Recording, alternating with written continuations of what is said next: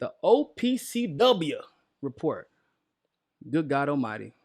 Y'all don't even know. Like when I first read this, I was kind of like, man, this is some I bull. was, I was so hyped, when I they, was hyped that somebody did the right thing, but yeah, it's disappointing because it just shows you just the reaches of the clutches of the United States. Like, yeah, and it's just all of these uh, organizations that are supposed to be unbiased and everything. It always goes back to them being pro-Western. The UN, you have those NGOs like, Amnesty International and Human Rights yep. Watch and whatnot. And All for of the those are biased, and well, you in the know, it OPCW just specifically, it's just a fun fact, was created by the UN Security Council. And everybody knows what's my nickname for the UN Security Council. I call it the U.S. Security Council because it's basically what the hell we want. Like, and even the former in the article from WikiLeaks actually discusses this. But even the former person who was in charge of the OPCW was actually a Turkish guy and went from an administration that we were in charge of. So, but nonetheless, I do want to talk about this. So there was an OPCW whistleblower panel on the Duma attack of April 2018. I know a lot of you are probably thinking, like, damn, bro, like which attack was it? Because it seems like all these attacks are being exposed as being fake. Yeah, actually, that's exactly what's happening. I mean, it never made sense in the first place, so Yeah, it's no none of surprise them that. made any sense whatsoever. Um, so at least they kind of got smarter because they stopped trying to say that Assad was bombing his own like strongholds. Because remember, there was that for a while. Like, oh, he's committing chemical attacks right around the corner from his house. He's diabolical. Like, yeah, he's a diabolical moron if he's really doing that. Or that, But yeah, that his bombs are being dropped on Syrian civilians. Like, why would he do exactly. that? He needs people that are going to support him so that he can. If he's like so like if he just cares about power, he's this authoritarian dictator. You'd expect that he wants to hold on to his power, and in order to do that, he kind of needs somewhat of support. He's not going to do that by bombing. It just makes no sense. Yeah, it does not But make any sense whatsoever, and it's almost like it's kind of like they think he's Cersei Lannister from Game of Thrones. Like he's gonna burn up his own state. Like it's cool, just burn up my own city to get respect. That's not how it works in real life, bro. Kirk2112, thanks for the super chat. Tosi's stuff together, and you got day one plans. Yep, that's very true. Very very true. All right, so let me get back to this WikiLeaks report. So and y'all bear with me because we're gonna try to get through as much of it as we can, but it's very detailed. I want to make sure we get through it. So the OPCW management accused of doctoring Syrian chemical weapons report. WikiLeaks Today publishes, and this is on November 23rd, 2019.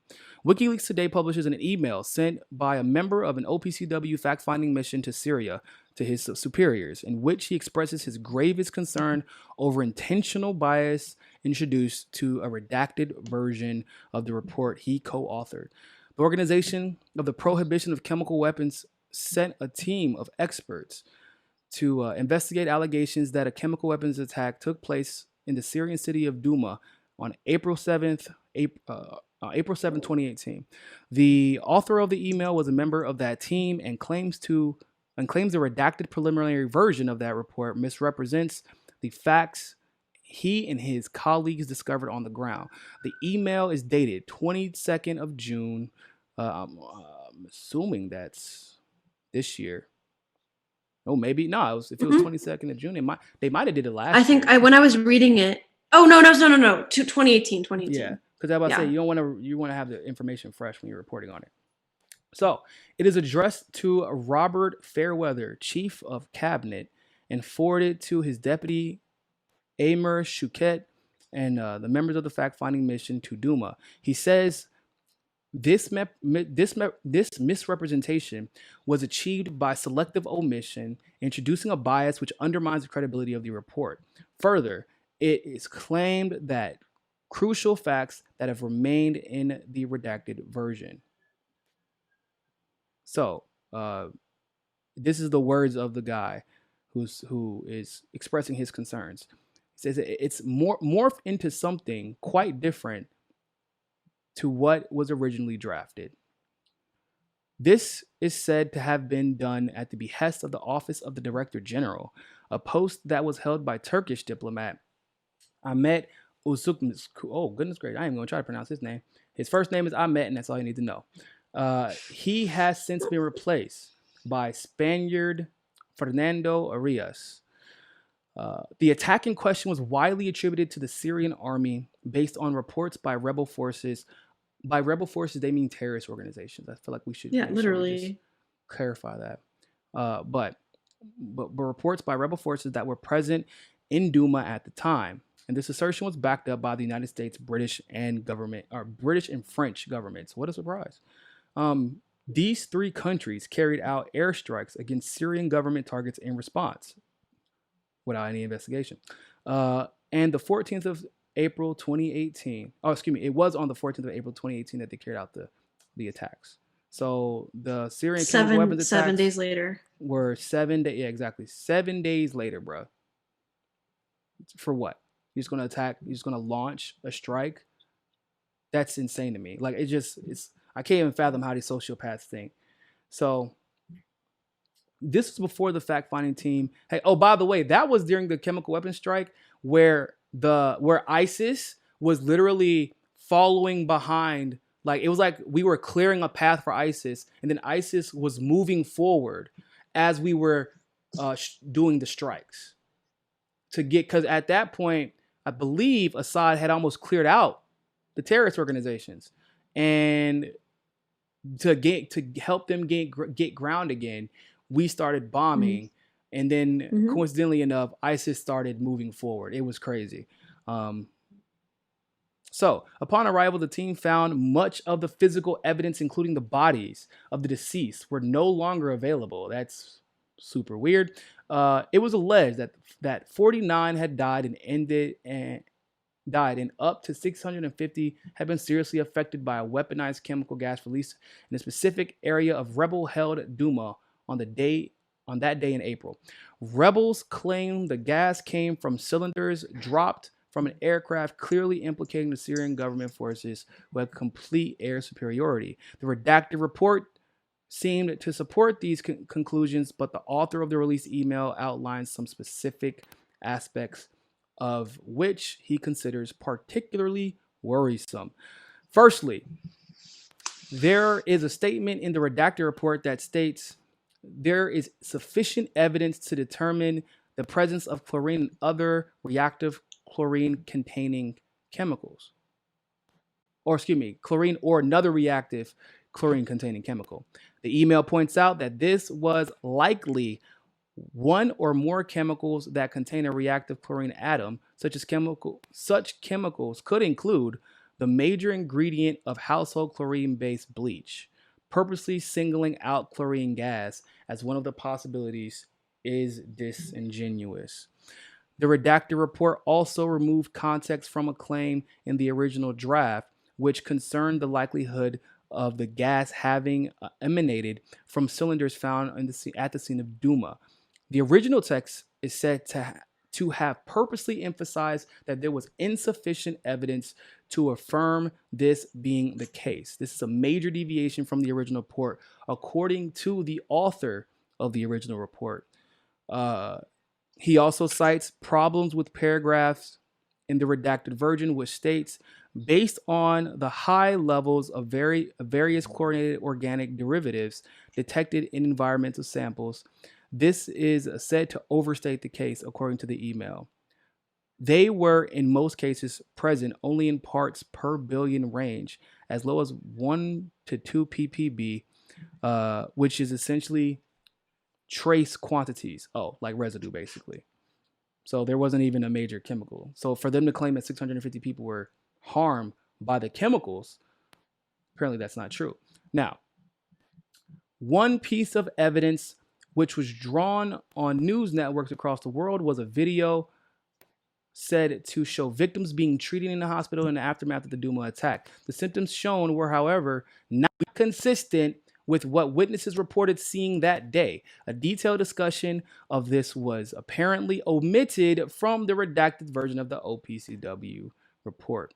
The email goes on to state, omitting this section of the report, including the epidemiology, which has been removed in its entirety, has a serious negative impact on the report, as this section is inextricably linked to the chemical agent identified. In this case, the confidence in the identity of chlorine or any other choking agent is drawn into question precisely because of the inconsistency with the reported and observed symptoms. The inconsistency was not only noted by the fact-finding mission team, but strongly supported by the 3 toxicologists with expertise in exposure to chemical warfare agents. It's not looking good. It's not looking good. All right, we're almost done here. Yet another point of contention in this is this placement and the condition of cylinders reported to have contained the chemical agent. It has been alleged that their condition may not be consistent with having been dropped from the air. This was reported in the original OPCW leaks, compared to damage in the immediate surrounding area. In other words, if you look at the rest of the area where there is air damage, that canister didn't look like it was dropped from the air. So this was discussed in an unreleased engineering report from the OPCW that was leaked, and WikiLeaks published it on October 2019. And everybody remembers that. And indicates it is unlikely that the cylinders were airdropped. See previous release OPCW whistleblower panel. So, and once again, the discussions where that part was talked about was omitted from the redacted report. In other words, where they were talking about the fact that this could not have been dropped by the Syrian government, that was also redacted by the report. So, Sophia, what do you think about that? I mean, it's really disheartening because this is supposed to be a fact-finding mission, and then what they're doing is it's just like an opinion-finding mission, I guess, or a fact-finding mission that just reaffirms. Yeah, right. Yeah, it was just like they have an opinion, they want that opinion to be true, and then they're just going to remove any information necessary to prove their point.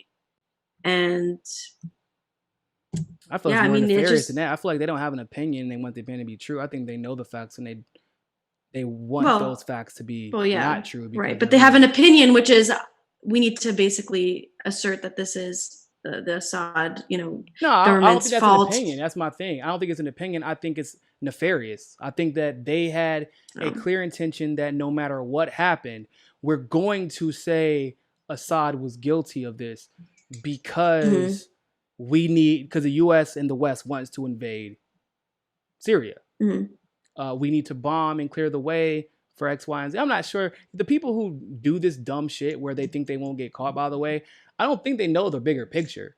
They're not paying attention. Like they're not that plugged in. In fact, you usually get the dumb ones to be in these positions to do this because they don't think about extenuating circumstances. But the grand scheme is somebody with power from the West, more than likely the United States, told someone, you're going to make this report look as if Assad is without a doubt guilty. And they went on to do this. And that's the like, in my opinion, that's like, you're dead in the water now. You're dead in the water. Who else could have authorized this? And what is the only reason that you would get away with something like this? Is if the United States and the West are backing you. And there's actually a political cartoon, and it's OPC. It looks kind of like a crook or something, and then the guy is writing Duma Syria chemical attack report, and then the pen that he's using is UK, and then the other 2 pens that are on display are US and France. So I mean, it's true though. It's true. Allison Irwin, thanks for the super chat. Thanks for the stream, fam. Y'all keep me somewhat sane. Thank you. I appreciate you. And I think we got one more that I don't want to miss.